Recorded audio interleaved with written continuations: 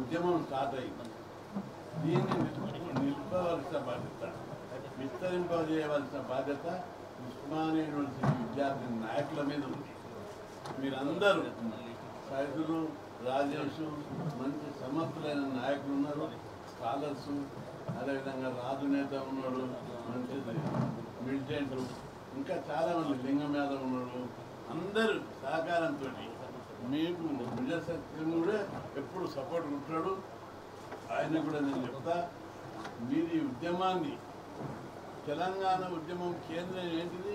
Osmania university. BC ఉద్యమ కేంద్రం కూడా ఉస్మానియా యూనివర్సిటీ కావాలి. అందుకు మా పూర్తి మద్దతు ఉంటుంది. మీకు ఈ ఫలితాలు కూడా మీకే, మాకు ఈ ఫలితాలు మాకు వద్దు.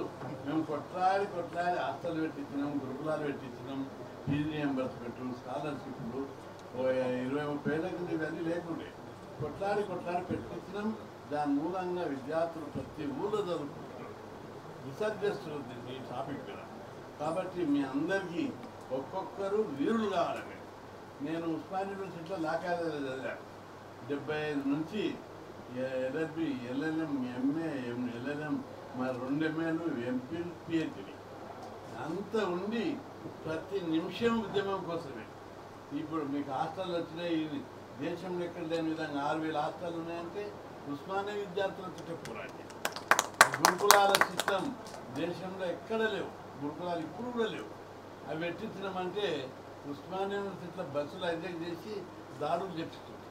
అది ఫీజు రియంబర్స్మెంట్, స్కాలర్షిప్లు, లోకల్ బాడీ రిజర్వేషన్లు కూడా ఫస్ట్ 84-85లో రామరావుపేటలో కొట్టాడితే ఆ సమసాంగ పరిషత్తులకు 20% ఒప్పుకున్నాడు. ఆ తర్వాత పోరాడితే 34 పెంచాడు. ఇప్పుడు ఈ ఉద్యమాన్ని పీక్ స్టేజ్కి వచ్చింది. ఈ ఉద్యమం మొట్టిగా రాలేదు, అనేక ఎత్తుగడలతో ఈ ఉద్యమం వచ్చింది. లోకల్ బాడీ రిజర్వేషన్ల మీద మహారాష్ట్రలో కొట్టేసారు, స్టే ఇచ్చిండ్రు, కొట్టేసారు, సుప్రీంకోర్టు కూడా కొట్టేసారు. ఉత్తరప్రదేశ్లో ఇదే పరిస్థితి, మధ్యప్రదేశ్ ఇదే పరిస్థితి, ఒరిస్సా, కర్ణాటకలో కూడా ఇదే పరిస్థితి. అక్కడ చిన్న ధర్నా కూడా జరగలేదు, చిన్న నిరసన కూడా చేయలేదు. మనతో ఖాళీ స్టే వస్తేనే రాష్ట్రం అంతా పట్టుకోమన్నది. మీరందరూ దీన్ని, ఈ ఉద్యమాన్ని ముందుకు తీసుకుపోవాల్సినటువంటి బాధ్యత మీదే, ఫలితాలు కూడా మీకు. కాబట్టి మీరందరూ ఉస్మానియా యూనివర్సిటీ నుంచి డైరెక్ట్గా ఈ ఉద్యమం తీవ్రస్థాయికి పోతే అస్సాంలో జరిగినట్టుగా యూనివర్సిటీ లోపల పిల్లలందరూ డైరెక్ట్ ఎమ్మెల్యే క్వార్టర్స్కి వెళ్ళాలి. మీరు కూడా ఉస్మానియా యూనివర్సిటీ లీడర్లు అందరూ కూడా వచ్చే ఎన్నికల దాకా, వచ్చే ఎన్నికలంటే ఎక్కువ అవుతుందేమో కానీ మధ్యలో 2 నెలలు 3 నెలలు గట్టి ఉద్యమం చేస్తే ఈ ఉద్యమం ద్వారా మీరు డైరెక్ట్ ఎమ్మెల్యే క్వార్టర్ పోవాలి, అసెంబ్లీకి పోవాలని చెప్పి మీ బాట ఇంటికి కాదు అసెంబ్లీ బాట పట్టాలి. ఆ విధంగా ఈ ఉద్యమాన్ని, ఎందుకంటే ఓట్లు మనకి ప్రజల లోపల రగులుతుంది.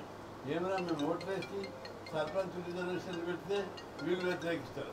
ఇన్ని రోజులు మేము ఓట్లేసి వీళ్ళని ముఖ్యమంత్రులను చేసినాం, మంత్రులను చేసినాం, ఎంపీలను చేసినాం, కేంద్ర మంత్రులను చేసినాం. మాకు లేక కొట్లాడితే ప్రభుత్వంతో కొట్లాడి 44% పెట్టించుకుంటే వీళ్ళందరూ అగ్రకులాలు మనల్ని ఎందుకు వ్యతిరేకిస్తున్నారనే భావన ప్రజల్లో వచ్చింది. అయితే ఇంకా విస్తరించవలసిన అవసరం ఉంది. కొన్ని లోటుపాట్లు ఉన్నాయి. ఏ ఉద్యమమైనా, తెలంగాణ ఉద్యమమైనా 34 ఏళ్ళు జరిగింది. మొదటి దశ ఉద్యమం, రెండవ దశ ఉద్యమం. మొదటి దశ ఉద్యమం మనం హాస్టళ్ళు, స్కాలర్షిప్లు, ఫీజు రియంబర్స్మెంట్లు, గురుకులాలు, లోకల్ బాడీ రిజర్వేషన్. ఇప్పుడు రెండవ దశ ఉద్యమం రాజ్యాధికారం కోసం ఈ ఉద్యమం లోపల మీరు క్రియాశీలక పాత్ర చేయాలి.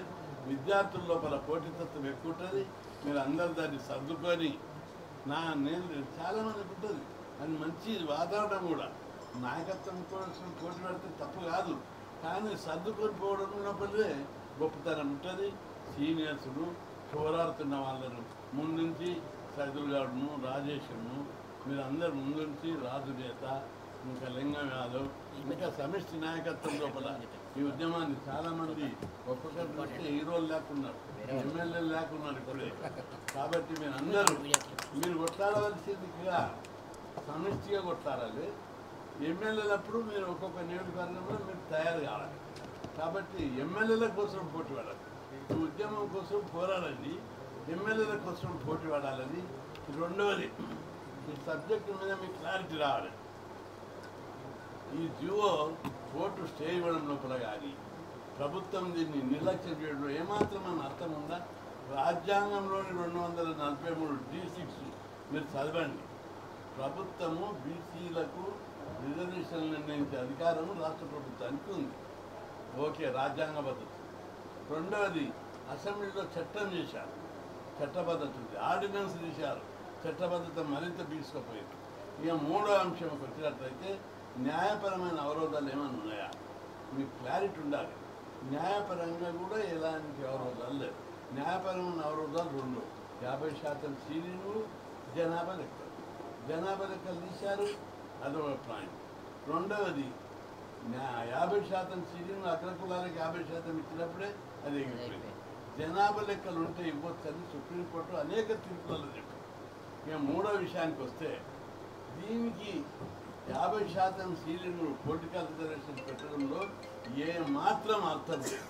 ఎందుకంటే ఆ విద్యా ఉద్యోగాలు పెడితేనే మనం వ్యతిరేకిస్తున్నాం. మా వర్గాల్లో ఉన్న మెరిట్లకే ఇస్తారు, మీరు సీలింగ్ పెట్టొద్దు, మెరిట్ అనొద్దు, ప్రతిపాదన ఉందని పోరాడ్యం కొట్లాడుతున్నాం. ఈ రాజకీయ రిజర్వేషన్కి ఏం మెరిట్ ఉంటుంది, ఏ ప్రతి ఉంటుంది? సంతకం రాని వాళ్ళు చీఫ్ మినిస్టర్ చాలాసార్లు సంతకం రాని వాళ్ళు ఎంపీలు 50 మంది ప్రతి పార్లమెంట్ ఉన్నారు, ఇప్పటికి కూడా సంతకం రాని ఉంటున్నారు. కాబట్టి దీని మీద మెరిట్ లేదు. కేవలం ఈర్ష్యతోటి ఈ వ్యవస్థలన్నీ, రాజ్యాంగబద్ధమైన వ్యవస్థలన్నీ, రాజకీయ వ్యవస్థ, న్యాయ వ్యవస్థ మొత్తం కట్టి బీసీలకు వ్యతిరేకంగా పోతున్నాయి. అందుకే ఈ దెబ్బతోటి ఈ ఉద్యమాన్ని మరింత వేగవంతం చేస్తే, ఇది మొన్నది ప్రైమరీ, ఒక బంద్ మాత్రమే. ముందు ఇంకా చాలా జరగాలి.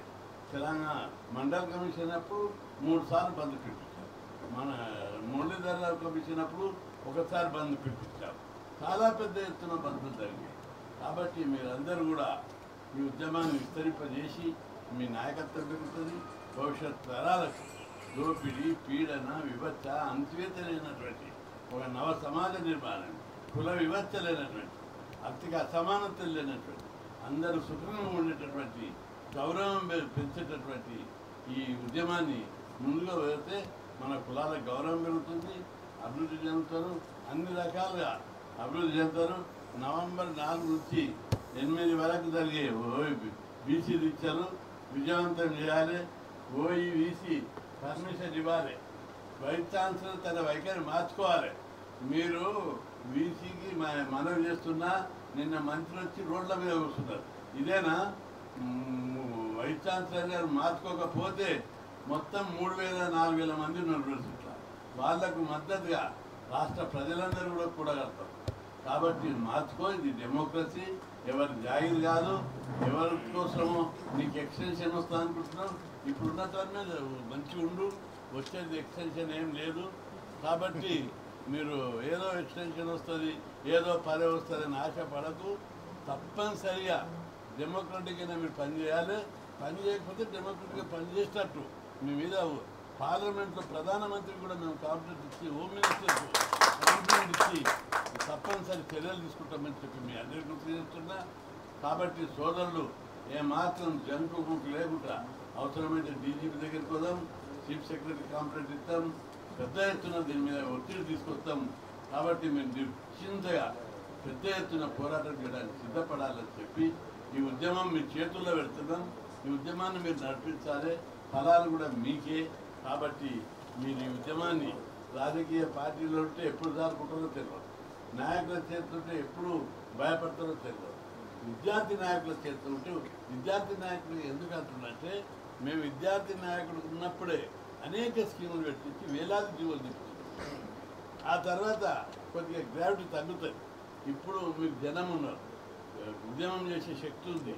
మీరు ముందు నడిపేయండి, మేమందరం కూడా మీకు మద్దతు ఉంటామని కోరుకుంటూ, అట్లా ఈ ఉద్యమాన్ని ముందుకు తీసుకుపోవాలని కోరుకుంటూ సెలవు.